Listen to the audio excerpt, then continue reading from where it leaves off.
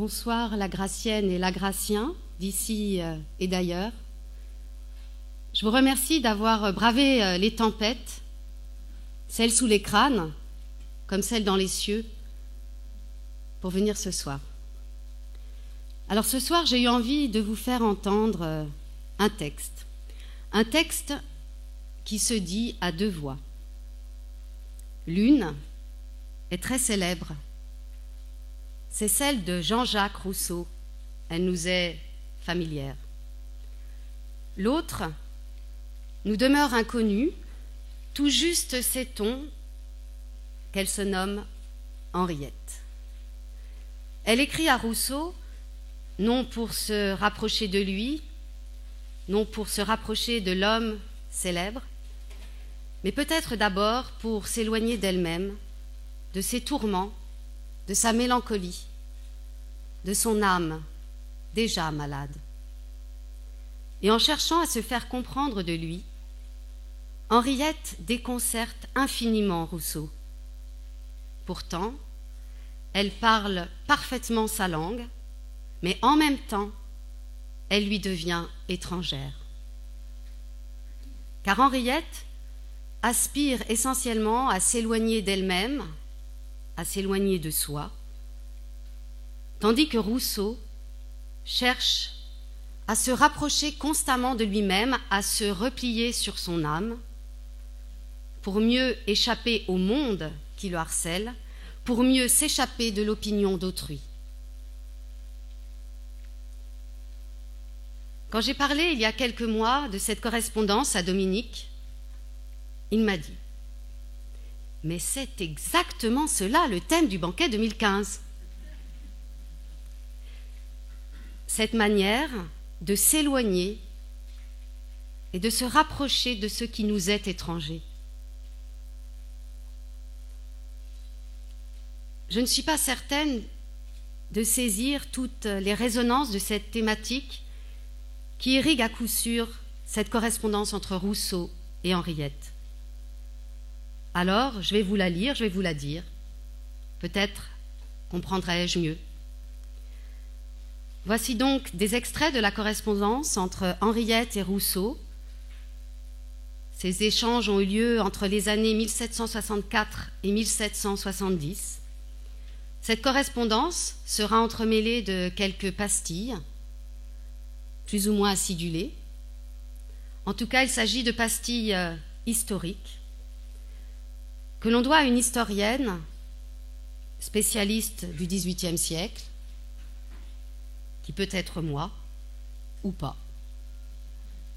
L'étrangère de Rousseau n'est pas forcément celle qu'on croit, et elle n'est pas forcément là où on croit.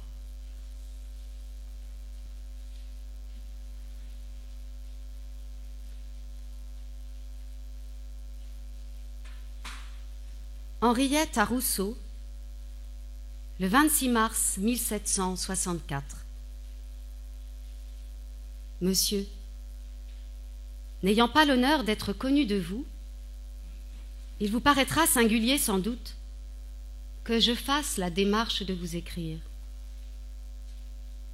Peut-être même vous paraîtrai-je ridicule quand, au premier mot, vous apercevrez le sujet de cette lettre. Mais pourquoi le craindrais-je ? Vous connaissez trop le cœur humain pour ne pas connaître aussi tous les mouvements dont il peut être agité. Le mien a besoin d'une entière ouverture et je ne la puis faire utilement qu'à vous, monsieur. Je ne me sens cette confiance qu'en vous. Je l'ai parce que vous êtes le seul dont la manière de raisonner me plaise, me convienne, m'éclaire, me persuade. Vos principes me paraissent les plus vrais, les plus clairs et les plus solides, les plus d'accord avec la nature, l'expérience et la raison. Ce que je dis, non pour vous faire un compliment, je n'ai point cette vanité, mais seulement pour justifier une témérité que le désir seul de mon bonheur a pu m'inspirer. D'ailleurs, comme c'est un endroit du livre de votre Émile qui, en détruisant les idées de bonheur que je m'étais faites, occasionne l'incertitude où je suis, ce m'est encore une raison de plus de désirer vos conseils. Qui peut, mieux que vous-même, étendre ou restreindre vos pensées pour en faire, selon les différentes circonstances, une juste application?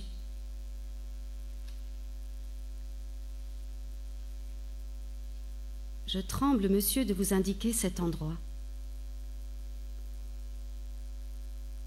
C'est celui où vous parlez des femmes savantes. Là-dessus, vous dites des choses vraies et trop vraies pour ne m'avoir pas beaucoup chagriné. Soyez cependant assuré, monsieur, que je ne suis point une de ces femmes savantes. Je ne sais rien bien, et je cherche encore moins à paraître savoir.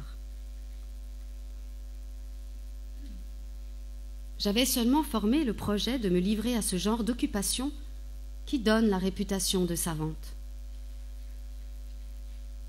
Mais comme je ne l'avais formé que d'après des raisons solides, prises dans la considération de mon bonheur, j'y tiens encore assez pour ne pouvoir l'abandonner sans vous avoir demandé s'il ne peut, en cela comme en toute chose, y avoir des cas où l'on soit hors de la règle générale, et si vous me jugeriez dans l'exception.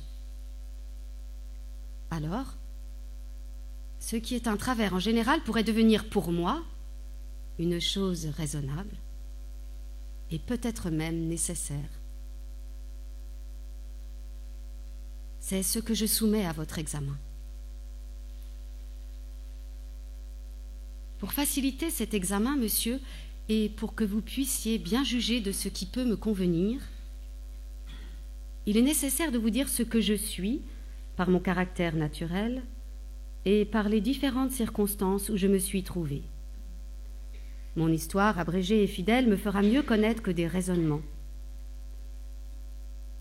Je n'y dissimulerai pas les choses dont mon amour-propre pourrait souffrir.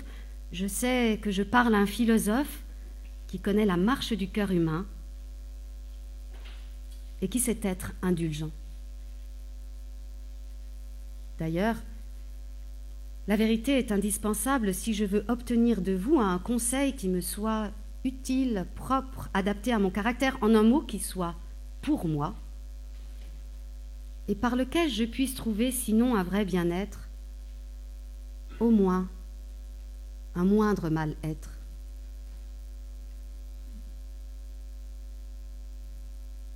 Je suis une fille, monsieur, qui n'est plus ni bien jeune ni bien jolie. De plus, je suis sans fortune, c'est-à-dire que je suis fort au-dessous de la médiocre.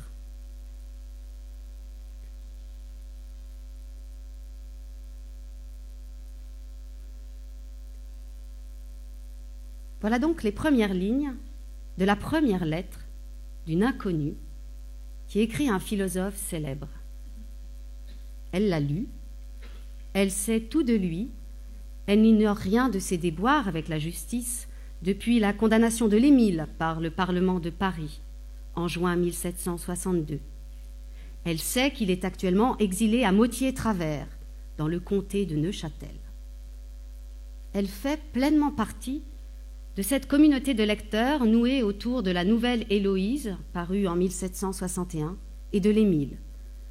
Communauté de lecteurs qui pensent que le salut de leur âme se joue là, précisément, dans cette lecture de Rousseau et dans la réponse que Rousseau pourrait apporter à leur tourment par ses livres ou par ses lettres. Nombreux parmi eux, en effet, lui écrivent. Ils saisissent l'écriture épistolaire pour se dévoiler dans l'attente d'un remède. Alors, qui sont ces primitifs du rousseauisme, ces lecteurs de Rousseau devenus ses correspondants? Ce n'est pas le lieu ici d'élaborer une démographie complète de cette société rousseauiste, mais on peut, en reprenant les recherches lumineuses de Daniel Roche, qui a identifié plusieurs centaines de ses correspondants entre les années 1730 et 1770, on peut en dresser quelques traits saillants. Tout au long de cette période, le correspondant lambda de Rousseau est un homme qui vieillit en même temps que le philosophe. Mais à partir des années 1760, les femmes prennent une place grandissante dans son réseau épistolaire. La plupart d'entre elles ont moins de 40 ans. Sur ce point, notre inconnu ne s'écarte pas de la norme. Au-delà de la diversité des âges, des statuts, des identités, hommes ou femmes, issus de la robe ou des autres états de la société d'Ancien Régime, tous ces lecteurs correspondants tissent avec Rousseau un véritable lien affectif. Certains, du reste, l'avouent sans détour. Ainsi, le 27 mars 1761, un obliau du Var, le baron de Bormes, écrit-il directement aux Genevois. Si Rousseau n'existait point, je n'aurais besoin de rien. Il existe, et je sens qu'il me manque quelque chose. Celle qui écrit audacieusement 3 ans plus tard à Rousseau n'est pas aussi fortunée que le baron de Bormes. Surtout, c'est une femme. Certes bien née, mais son destin social a été brisé par une série de malheurs. Malheurs qui l'ont laissée sans ressources, donc sans espoir d'établissement. Et elle souffre d'un mal-être qu'elle ne peut dire, ou plutôt qu'elle ne peut dire qu'à Rousseau, mal-être que l'on peut nommer mélancolie. Et seule l'étude lui est parue une échappatoire à cette bile noire qui l'empoisonne. Seulement voilà, chez Rousseau, femme et bel esprit ne font pas bon ménage. Des lignes implacables du livre 5 de l'Émile le révèlent crûment. J'aimerais encore 100 fois mieux une fille simple et grossièrement élevée qu'une fille savante et bel esprit qui viendrait établir dans ma maison un tribunal de littérature dont elle serait la présidente. Une femme bel esprit est le fléau de son mari, de ses enfants, de ses valets, de ses amis, de tout le monde. De la sublime élévation de son beau génie, elle dédaigne tous ses devoirs de femme et commence toujours par se faire homme, à la manière de Mademoiselle de l'Enclos.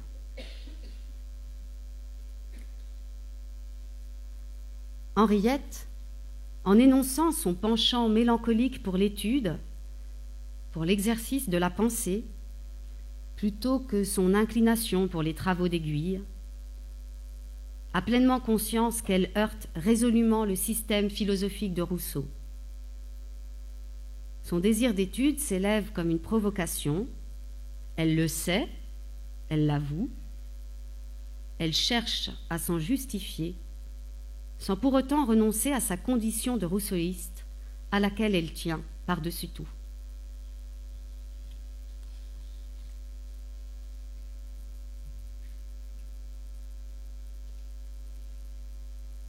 Voilà, monsieur, les plaisirs que la nature avait préparés à notre sexe. Mais ces plaisirs ne sont pas pour moi. Ne pouvant être occupé par de si doux intérêts, qu'est-ce qui fixera mon esprit pendant que ma main tournera mon aiguille? Mon âme n'est point dans une situation assez douce pour la laisser à elle seule. J'ai trop besoin de m'éloigner de moi-même et d'aller loin de mon cœur, perdre le sentiment de l'ennui et de la douleur secrète qui le déchire. Il faut donc m'étourdir, il faut donc substituer au devoir que mon état ne me prescrit point quelque chose d'assez fort pour m'empêcher de sentir qu'il ne me prescrit rien. Une étude choisie, en excitant ma curiosité, pourrait fixer mon attention, absorber toutes mes idées et rétablir peu à peu le calme dans mon âme. Cette occupation, il est vrai, n'est ni dans l'ordre naturel ni à sa place. Mais c'est que je n'y suis pas moi-même, et ce n'est pas ma faute. La société m'ayant annulé pour elle et me rendant un hors-d'œuvre qui ne rime et ne cadre à rien. Pourquoi m'obstinerais-je à cadrer à quelque chose? Moi isolée, je ne suis d'aucun sexe.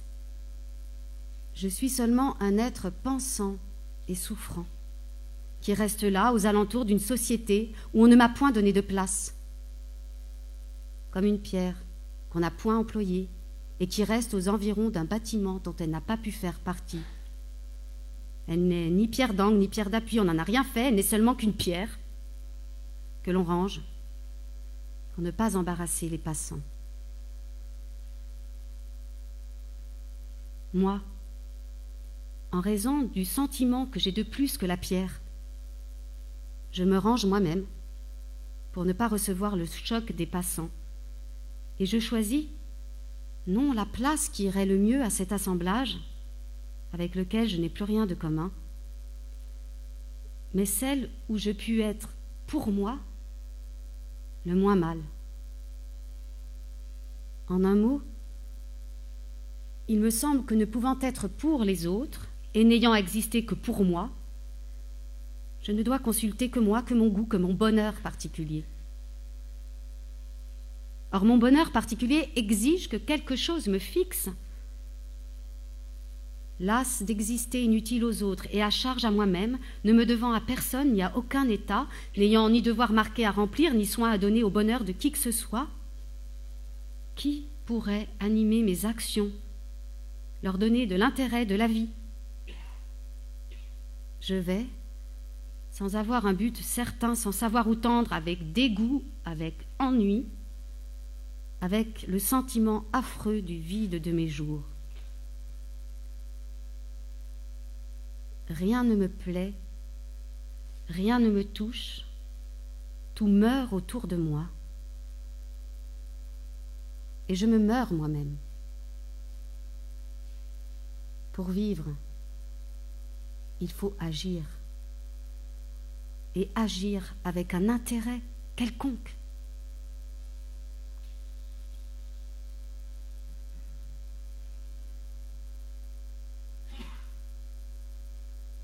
Cette langue, vous l'avez reconnue bien sûr, c'est celle de l'épistolaire des Lumières, une musique commune à toutes les élites lettrées de ce siècle d'or de la correspondance qu'est le XVIIIe siècle.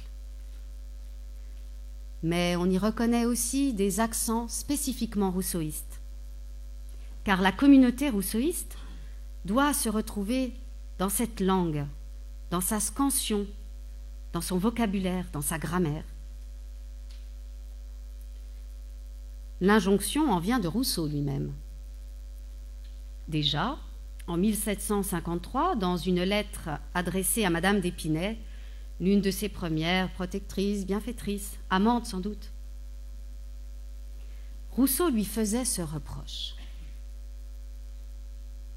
« Apprenez mieux mon dictionnaire, ma chère amie, si vous voulez que nous nous entendions. » Henriette n'a pas à subir ce reproche. Elle est, avec Rousseau, pleinement dans une communauté de dictionnaires. Seulement, les apparences, là encore, sont trompeuses. Henriette maîtrise à l'évidence le Rousseau dans le texte, mais c'est pour mieux l'éprouver philosophiquement, mettre en difficulté son système. Henriette, pour légitimer son besoin d'étude, doit demander à Rousseau une dispense. Elle devient une rousseauiste hérétique, comme l'écrit Yannick Seïté, à qui l'on doit cette réédition. Henriette soumet à Rousseau ce qu'elle appelle un plan d'étude. Et bien sûr, cette proposition est pour Rousseau un défi. transgressive, Henriette se radoucit pour conclure cette première lettre.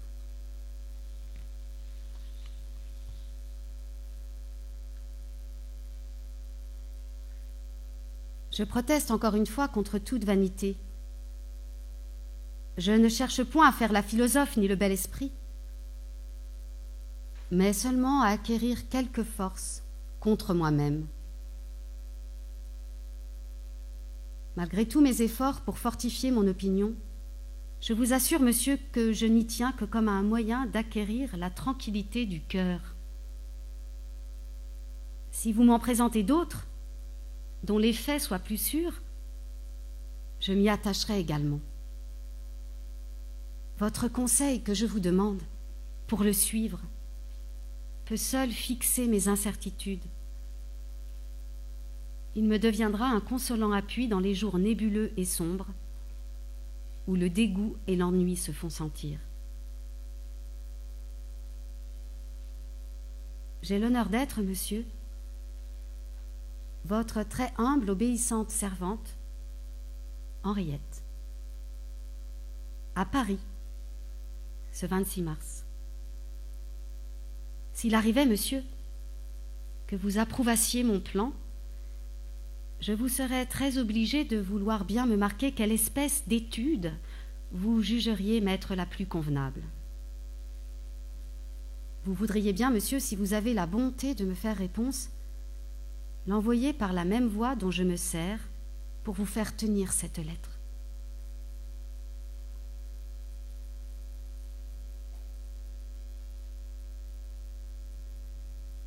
Rousseau à Henriette, le 7 mai 1764. Je ne prends pas le change, Henriette, sur l'objet de votre lettre, non plus que sur votre date de Paris. Vous recherchez moins mon avis sur le parti que vous avez à prendre que mon approbation sur celui que vous avez déjà pris. Sur chacune de vos lignes, je lis ces mots écrits en gros caractères.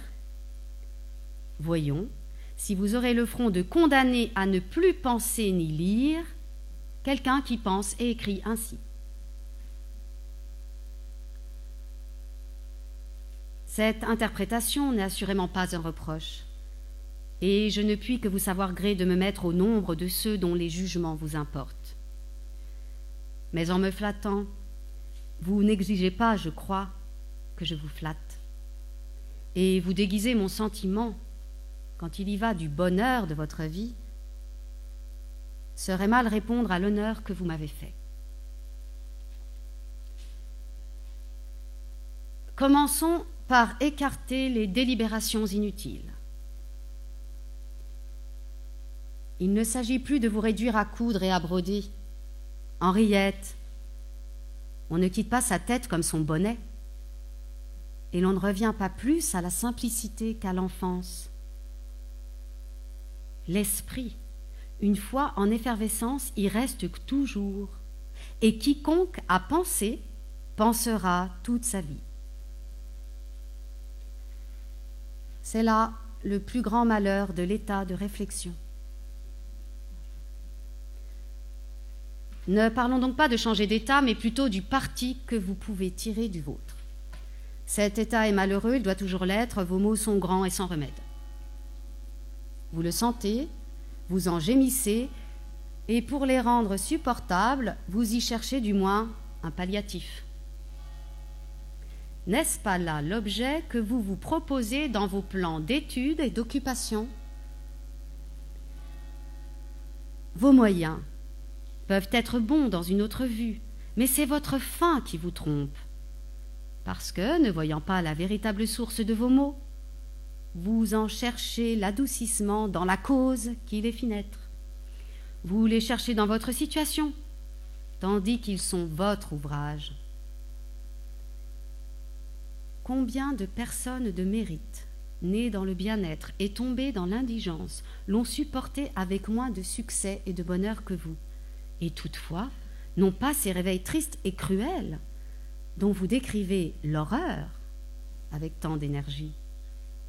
Sans doute elles n'ont pas, direz-vous, une âme aussi sensible.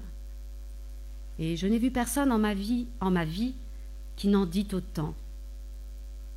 Mais qu'est-ce enfin que cette sensibilité si vantée? Voulez-vous le savoir, Henriette?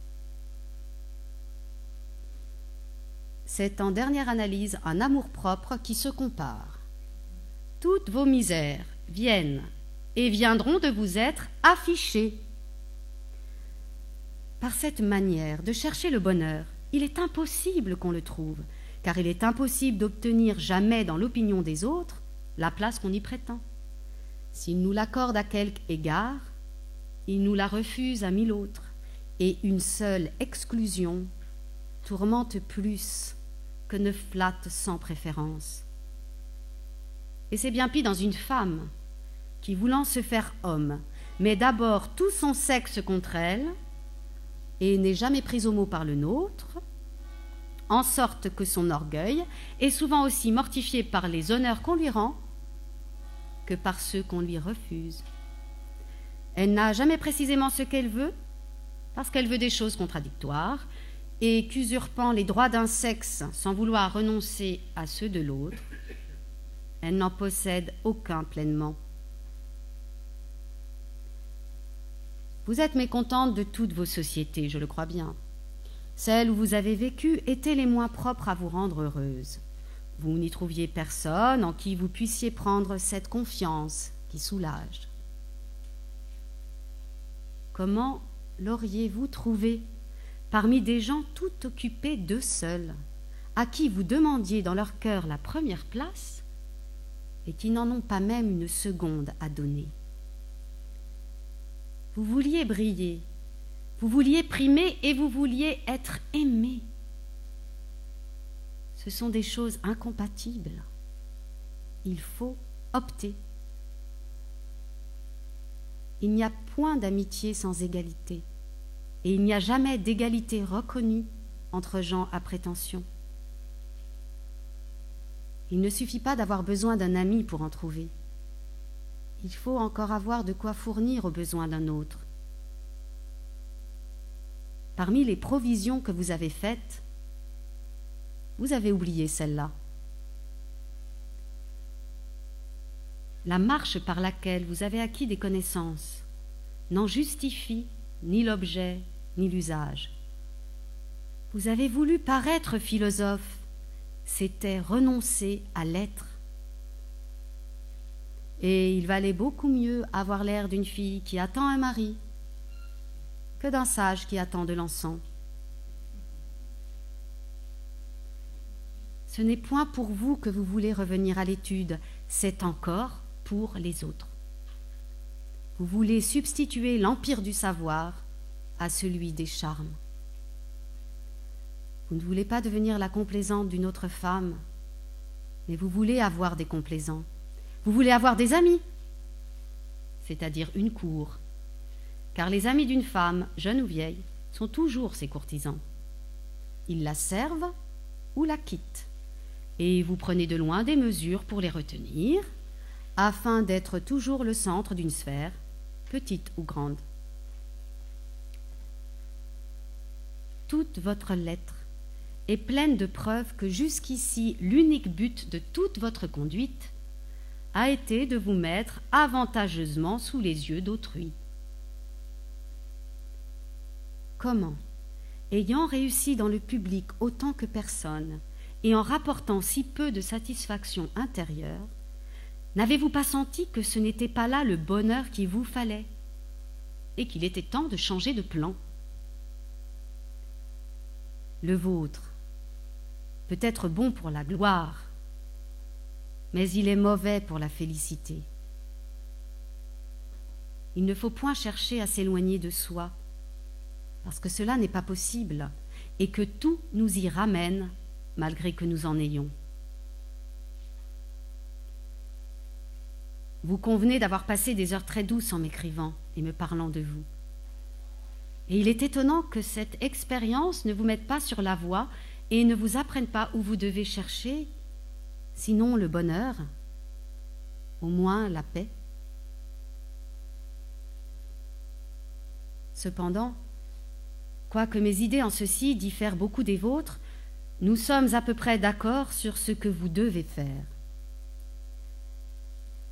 L'étude est désormais pour vous la lance d'Achille qui doit guérir la blessure qu'elle a faite. Mais vous ne voulez qu'anéantir la douleur, et je voudrais ôter la cause du mal. Vous voulez vous distraire de vous par la philosophie. Moi, je voudrais qu'elle vous détachât de tout et vous rendît à vous-même. Soyez sûrs que vous ne serez contente des autres que quand vous n'aurez plus besoin d'eux, et que la société ne peut vous devenir agréable qu'en cessant de vous être nécessaire.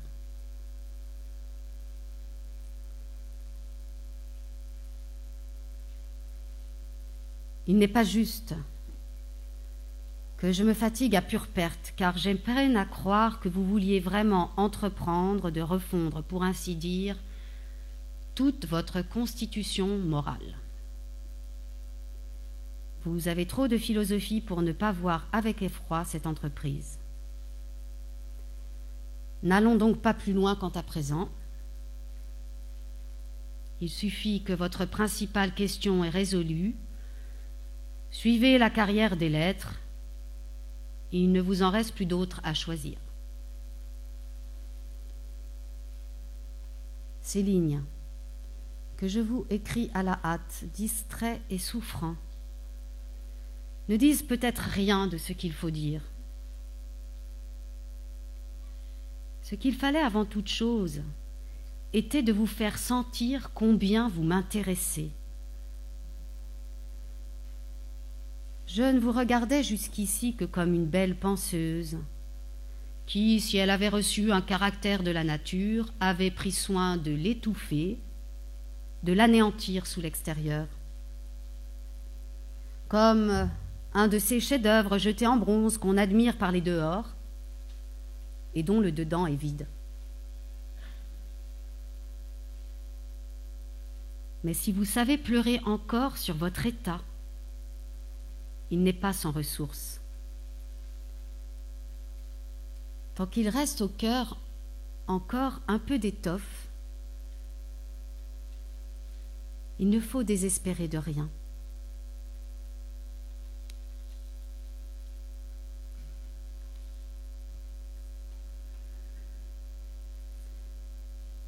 C'est donc aussi l'histoire d'un philosophe qui reçoit plusieurs dizaines de lettres par semaine et qui ressent de plus en plus amèrement ce qu'Antoine Lilti a appelé la solitude de l'homme célèbre. Rousseau en souffre, comme il en joue, dans la construction de sa gloire, dans la construction de sa propre stature. Du reste, on lit dans l'une des ébauches des Confessions: si je n'ai pas la célébrité du rang et de la naissance, j'en ai une autre qui est plus à moi et que j'ai mieux achetée. J'ai la célébrité des malheurs.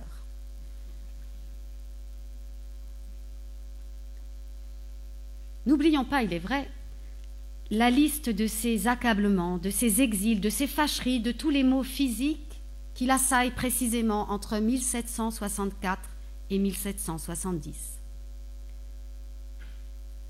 Septembre 65. Il doit abandonner le refuge de Motier suite à la malheureuse parution de ces lettres de la montagne qui ont heurté le parti oligarchique genevois et ses ramifications religieuses à Neuchâtel.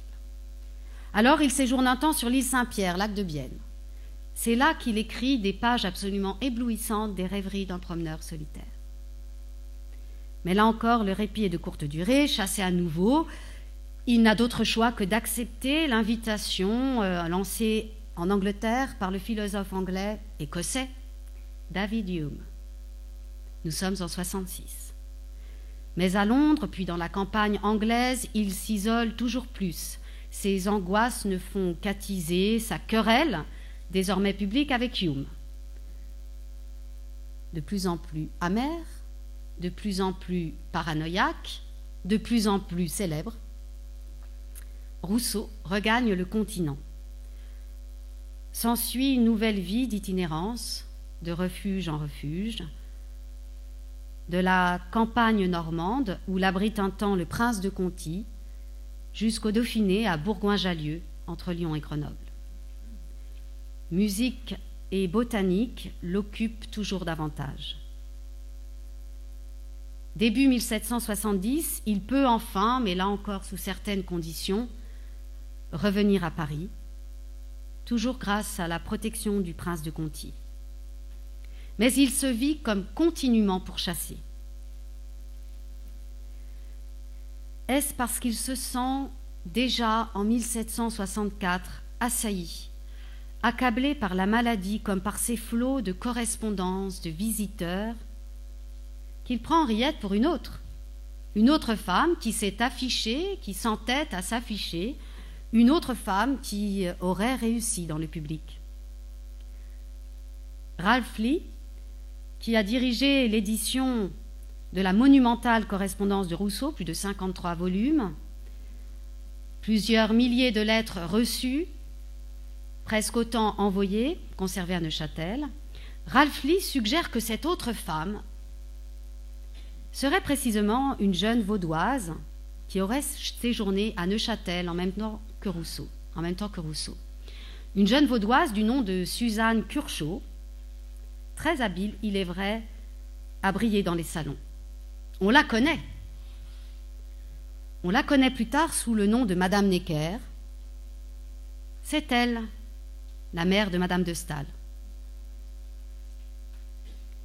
Reste qu'en 64, Rousseau s'embrouille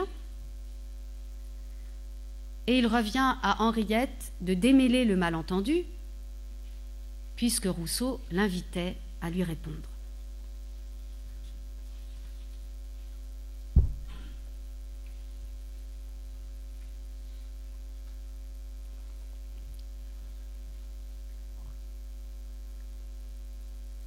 Henriette à Rousseau, le 10 septembre 1764. Je suis trop sensible à la bonté que vous avez eue de me répondre pour ne pas vous en faire mes remerciements. J'aurais plutôt cédé au désir que j'en avais si le malheur qui me poursuit toujours m'en eût ôté le temps. Je profite donc du premier moment de liberté dont je jouis. L'intérêt de savoir le projet que vous semblez avoir eu envie de me proposer se joint encore à la reconnaissance pour m'enhardir à vous écrire une seconde fois. Je regarde comme une permission de vous en demander l'explication, l'expression dont vous vous servez pour le supprimer. N'allons donc pas plus loin quant à présent. J'ose donc espérer que dans un autre moment où vos occupations et votre santé vous le permettront, vous voudrez bien me développer vos vues à ce sujet. Mais avant de vous supplier de m'accorder cette grâce, je dois vous rassurer, monsieur, contre le soupçon que vous avez pris. Je n'ai point cherché à vous donner le change sur rien. Je suis très véritablement ce que je vous ai dit que j'étais. Une simple fille, demeurant bien réellement à Paris, et si je n'ai signé que le nom d'Henriette, c'est moins à cause de vous que je n'ai pas mis mon nom que par la crainte des hasards que courait ma lettre. Si vous désiriez de le savoir, monsieur, je vous devrais cette marque de confiance de vous le dire. Mais comme je vous l'ai écrit, je n'ai point du tout l'honneur d'être connu de vous.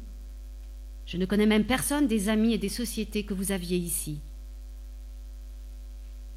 C'est d'après la lecture de vos ouvrages que je vous ai vu avec un caractère, un cœur, un ton, un air qui m'ont inspiré le désir et la confiance de vous consulter. Pour le faire, je n'ai pris conseil que de moi et me garde là-dessus le secret.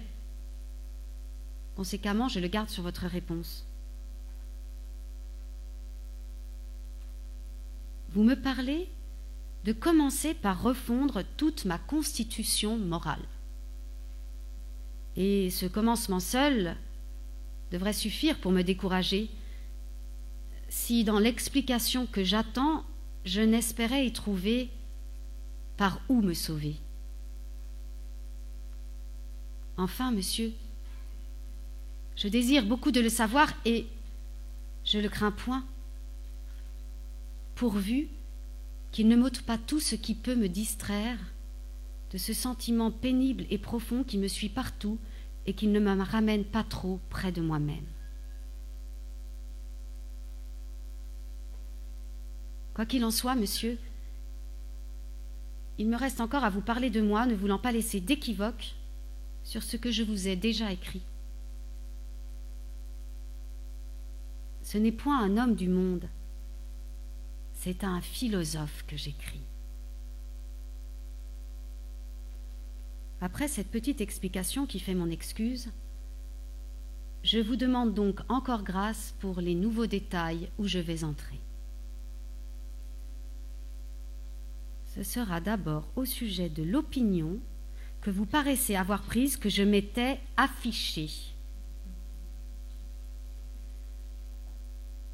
Le grand attachement que je vous ai montré pour les occupations de l'esprit doit naturellement vous l'avoir fait prendre. Permettez-moi cependant de la détruire. Personne ne peut être moins affiché, et par le ton que j'ai et par les gens que je vois. Je ne suis lié avec personne qui ait réputation d'esprit, je connais même très peu de gens qui en aient ou qui l'aient cultivé.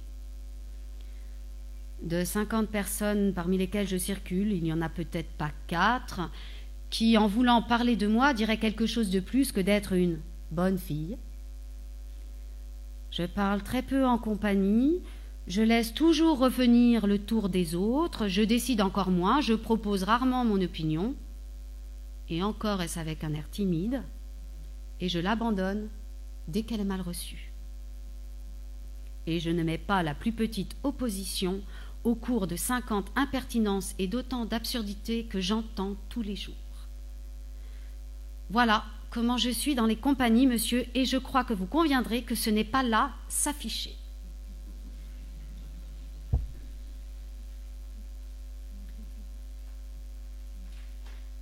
Je ne cherche pas non plus à faire l'homme.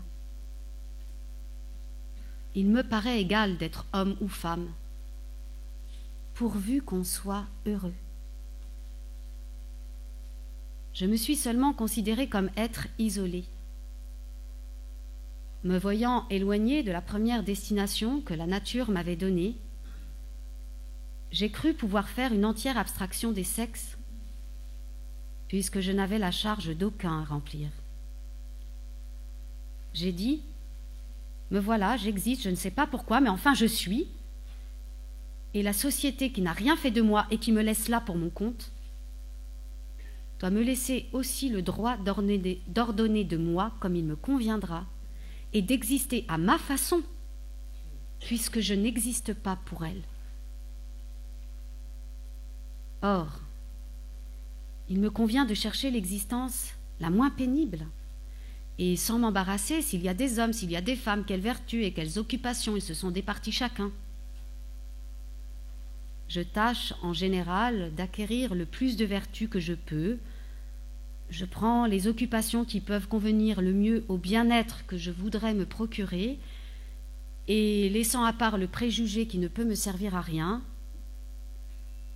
si je préfère la société de certains hommes à celle des femmes, c'est seulement parce que leurs défauts s'accordent mieux aux miens, que je m'ennuie moins avec eux, en un mot, que j'ai moins à souffrir.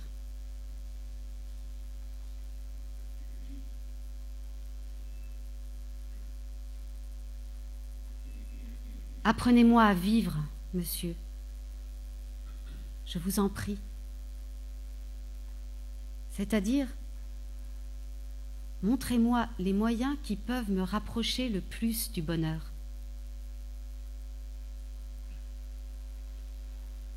Si j'abuse encore de votre patience et de votre bonté, monsieur, excusez-moi.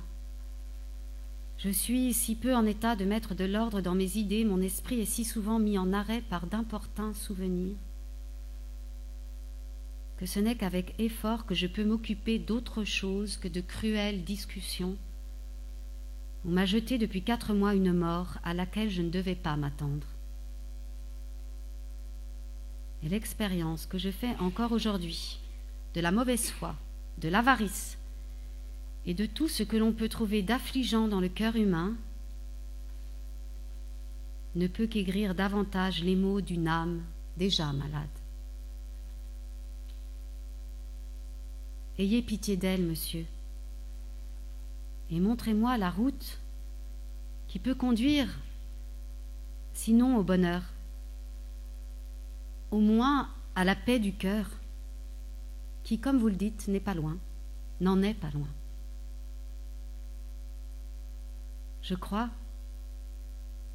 qu'il reste encore un peu d'étoffe au mien, et le bien que vous lui aurez procuré sera la récompense de votre peine. J'ai l'honneur d'être, monsieur, votre très humble et très obéissante servante, Henriette, à Paris, ce 10 septembre.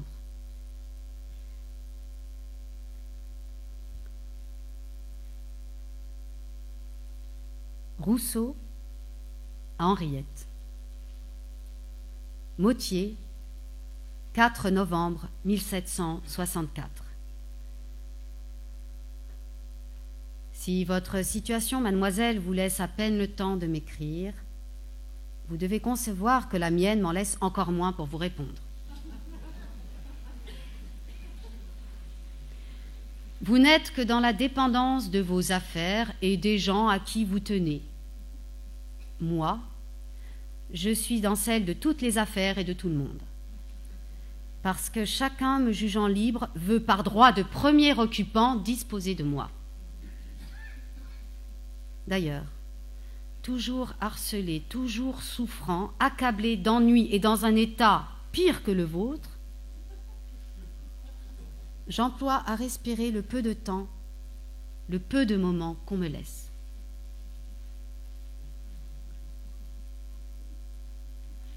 Si vous avez trouvé dans ma lettre beaucoup de choses qui ne cadraient pas à la vôtre, c'est qu'elle était écrite pour une autre que vous. Il y a dans votre situation des rapports si frappants avec celle d'une autre personne qui précisément était à Neuchâtel quand je reçus votre lettre, que je ne doutais point que cette lettre ne vînt d'elle, et je pris le change dans l'idée qu'on cherchait à me le donner.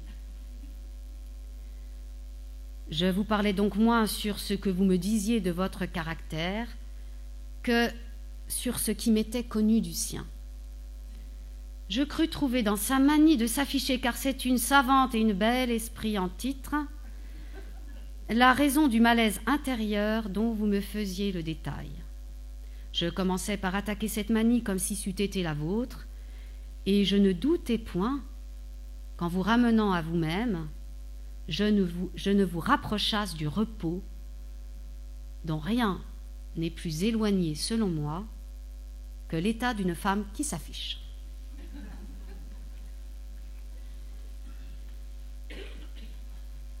Une lettre faite sur un pareil quiproquo doit contenir bien des balourdises.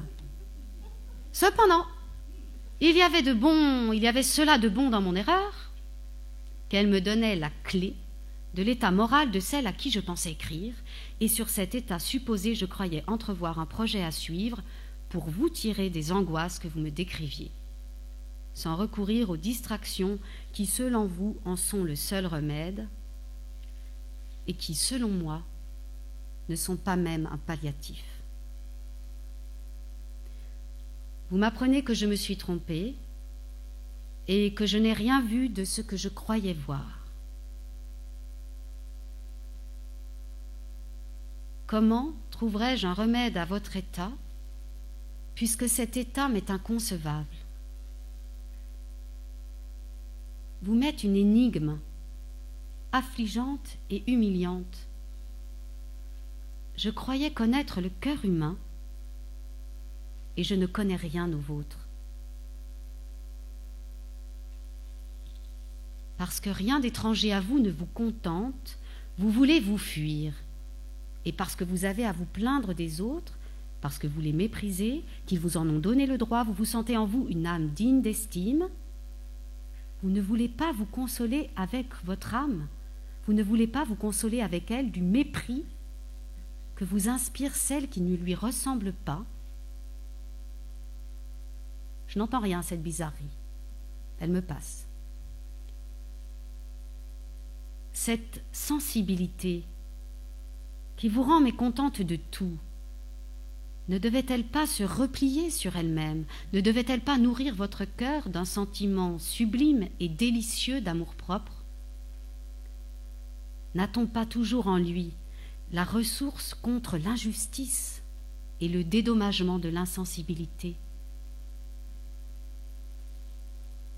Il est si rare, dites-vous, de rencontrer une âme. Il est vrai. Mais comment peut-on en avoir une et ne pas se complaire avec elle? Si l'on sent à la sonde les autres étroites et resserrées, on s'en rebute, on s'en détache.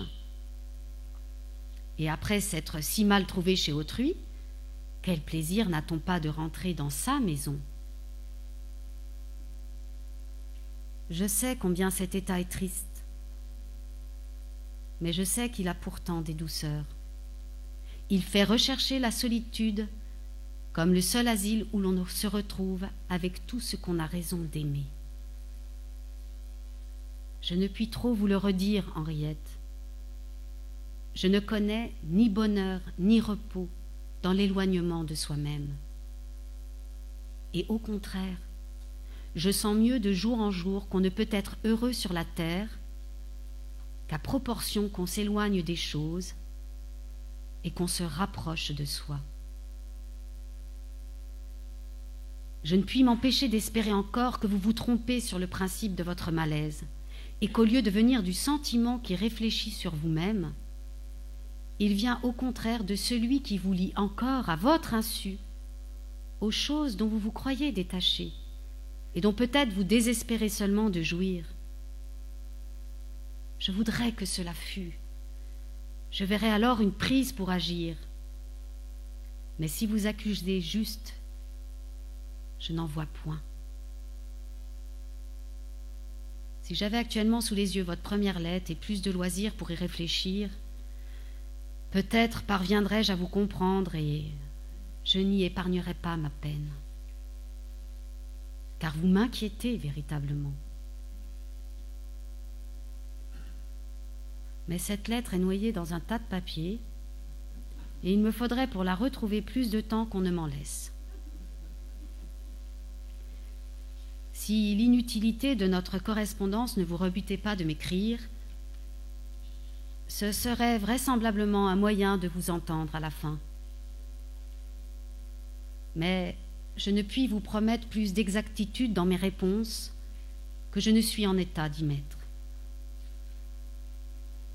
Ce que je vous promets et que je tiendrai bien, c'est de m'occuper beaucoup de vous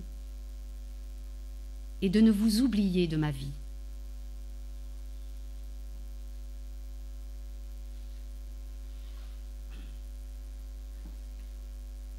Henriette à Rousseau, décembre 1764, 5 février 1765. Quand j'ai reçu votre lettre, monsieur, j'étais malade. Et il y avait plusieurs jours que j'étais dans la souffrance, le désœuvrement, la solitude, et par conséquent plus livrée encore à cette tristesse que le mal ne donne pas le courage de vaincre. Le plaisir sensible que m'a causé votre souvenir et la promesse que vous voulez bien me faire de répondre encore aux lettres que je pourrais vous écrire a réveillé mon âme et l'a sortie de ces sombres nuages. Puis donc que vous me permettez, monsieur, de vous parler encore de ma situation, je continuerai avec d'autant plus de confiance que je ne crains plus d'être pour vous une énigme affligeante et humiliante. Vous avez trouvé le principe des contradictions qui paraissent en moi. Vous espérez, dites-vous, monsieur, qu'un sentiment secret me lie à mon insu aux objets dont je me crois détachée. Ce que je trouve en moi, c'est à peu près cela.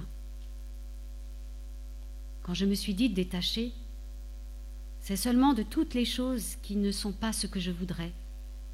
C'est de tous ces vains objets de la vanité et de l'opinion qui n'ont point de prise sur le cœur, qui ne peuvent ni l'intéresser, ni le remplir, ni lui donner de l'action, qui le laissent là, comme il est, qui peuvent bien être l'accessoire du bonheur, mais qui ne peuvent jamais en être le supplément.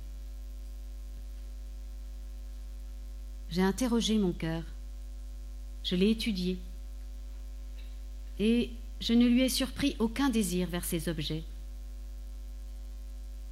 Mais ce qui le tourmente, ce qui fait son supplice, c'est de n'avoir aucune raison de vivre, aucun lien qui m'attache à la vie. N'être rien, ne tenir à rien, que rien ne tienne à moi,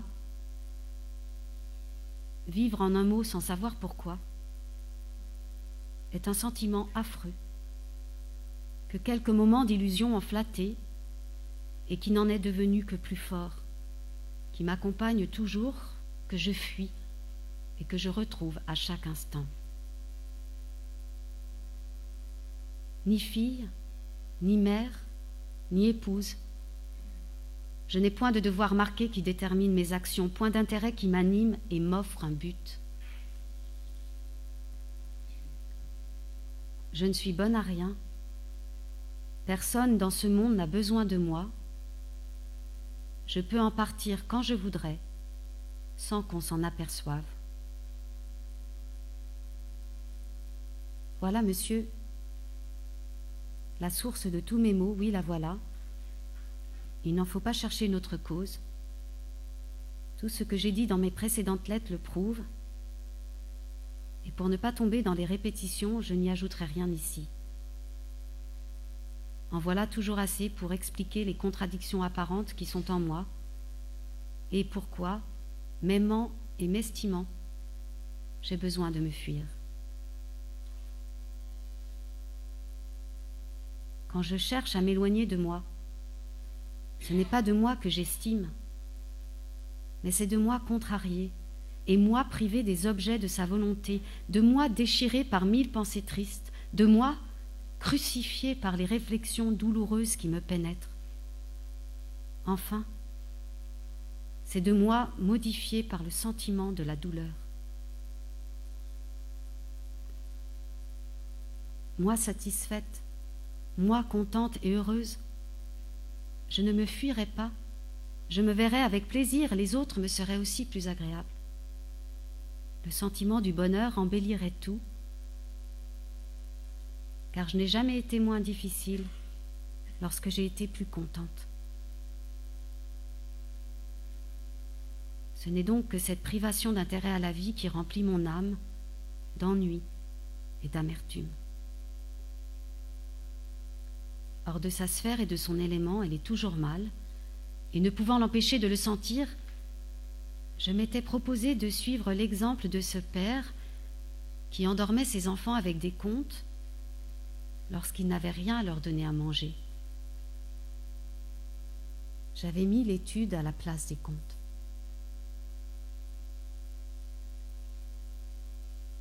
Si vous pensez toujours, monsieur, que je me trompe dans le moyen que j'ai choisi, je n'insiste point et j'y renonce. Ce n'est pas à l'étude que je tiens, mais seulement à l'effet que j'en avais espéré. Et si vous pouvez me promettre ce même effet d'autres moyens moins pénibles, je les saisirai. En m'engageant ainsi, j'ai l'espérance, monsieur, que ceux que vous m'indiquerez ne m'obligeront pas de me rapprocher plus près de moi, à moins que vous me donniez en même temps un secret pour être avec moi sans me voir et sans me sentir. Plus j'y réfléchis, moins je comprends qu'il y a un bonheur réel à se renfermer en soi, à n'être qu'avec soi, à n'aimer que soi. Il me semble que c'est un état contre nature et par conséquent pénible et laborieux. On peut prendre ce parti dans la crainte de trouver pire, mais il n'en est pas moins un mal pour être un moindre mal. Car enfin, on a beau se plaire, on n'est pas fait pour vivre de sa propre substance. L'âme a beau se replier sur elle-même et se complimenter, elle n'en sent pas moins que ce qu'elle désire lui manque. Je sais bien qu'il y a souvent un charme à être seul et à penser seul. Mais ce charme se change bien vite en tristesse si l'on vient malheureusement à faire réflexion qu'on ne pourra jamais que penser seul. Il faut que cela soit sans qu'on s'en aperçoive et qu'il y ait au fond du cœur l'espérance qu'on pensera un jour avec un autre.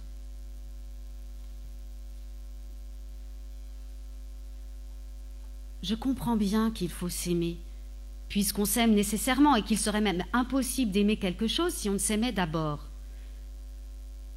Mais parce que l'amour de soi est le principe de toutes nos autres affections, s'ensuivrait-il que nous puissions nous tenir lieu des objets de ces autres affections? Vouloir replier cet amour sur lui-même, ne serait-ce pas vouloir faire reculer un fleuve vers sa source? Enfin, monsieur, il me semble qu'une âme n'est point faite pour se suffire et s'aimer toute seule. Je crois qu'elle aime à aimer autre chose avec elle et qu'elle se complaît bien plus dans l'attachement que lui porte une autre âme que dans celui qu'elle se porte à elle-même et dont elle ne peut s'être obligée ni se trouver flattée.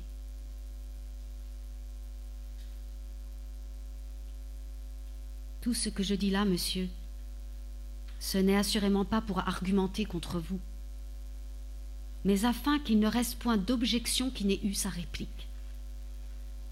Ah, monsieur, si vous pouviez me convaincre que c'est véritablement ma faute que je ne suis pas heureuse et qu'il est encore temps de le devenir, ce serait déjà un acheminement à l'être.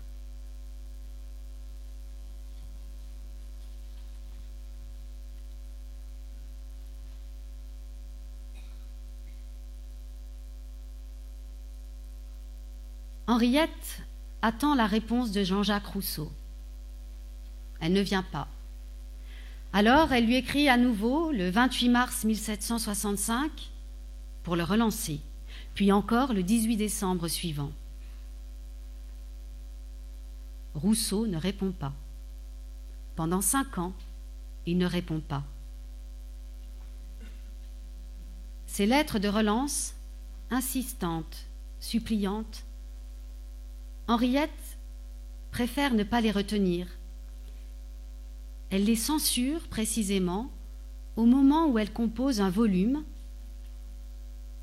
qui vient rassembler cette correspondance entre elle et celle qu'elle appelle Monsieur Rousseau. Car c'est bien cela que l'on lit ici.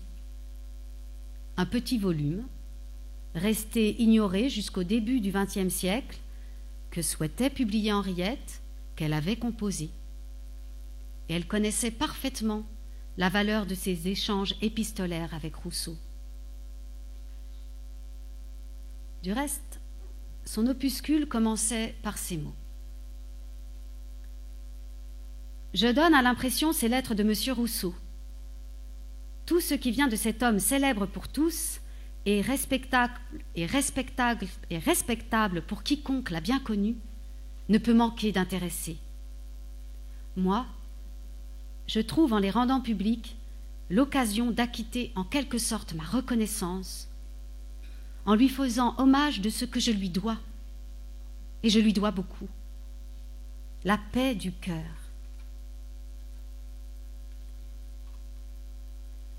Mais cette paix enfin conquise a eu un prix pour Henriette, celui d'une défaite morale. Les commentaires d'Henriette disent en effet le renoncement à son hérésie. Elle l'avoue justement dans l'une de ses lettres qu'elle a censurées, qu'elle a préféré retirer de l'opuscule qu'elle voulait publier. En attendant toujours votre réponse, monsieur, je me suis conformée à votre opinion qui est ennemie de l'étude pour les femmes. J'ai cherché un petit palliatif dans la lecture et dans l'application que je donne à apprendre d'un instrument qui m'est entièrement étranger. Elle est donc redevenue, comme le dit Yannick Seité, une rousseauiste de stricte obédience. Désormais, elle trouve son répit dans la lecture d'un Hindouze où se trouve recueilli tout ce qu'il a écrit et pensé sur les objets les plus intéressants de l'humanité. En particulier, elle se ressource, elle se retrouve dans le chapitre du bonheur. Quand je me sentais agitée, troublée ou abattue, j'allais aussitôt reprendre ma conversation avec lui, et je ne quittais pas que je n'eusse senti le calme revenir.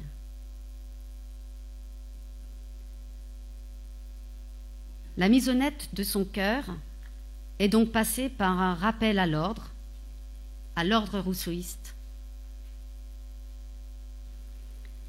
Reste qu'en 1770, Henriette relance à nouveau Rousseau. Pourquoi ? Parce qu'elle a su, par le bruit public, que Rousseau était de retour à Paris. À Paris, où il vit reclus, assailli par des monceaux de lettres et des visiteurs de plus en plus nombreux et de plus en plus inopportuns.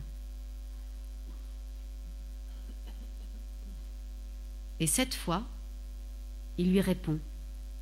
Il répond enfin à celle dont il disait 5 ans plus tôt qu'il ne l'oublierait jamais.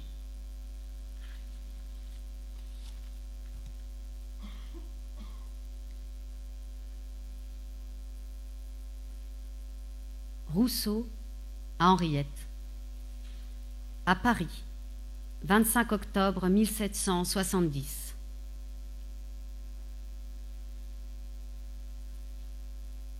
Les orages dont je suis battue depuis tant d'années ont effacé de ma mémoire une multitude de souvenirs. Je me rappelle confusément le nom d'Henriette et ses lettres, mais ce n'est pas assez pour désirer de la voir, jusqu'à ce qu'elle m'ait expliqué pleinement qui elle est, ce qu'elle me veut, pourquoi elle est demeurée si longtemps sans me donner aucun signe de vie, et pourquoi, tout d'un coup, elle s'avise de reparaître avec tant d'empressement. Elle doit savoir que de funestes expériences m'ont appris à connaître les gens à qui j'ai affaire et les moyens, si dignes d'eux, qu'ils emploient à me circonvenir. Si Henriette est honnête, vertueuse, si elle a en horreur la fourberie et la duplicité, si elle est digne que je l'écoute et que je m'intéresse à elle, qu'elle me donne tous les renseignements sur son compte, que mon expérience et mes malheurs rendent nécessaires, et qu'elle attende ensuite que j'ai pris à loisir les informations qu'elle ne doit point redouter. Leur effet, si j'en suis content, sera de revenir à elle de moi-même et de faire auprès d'elle ce qu'elle fait aujourd'hui près de moi. Elle doit être sûre qu'en pareil cas, je ne l'oublierai pas. J'ai plus besoin d'amis qu'elle, mais je ne veux pas qu'ils me choisissent. C'est moi qui veux les choisir.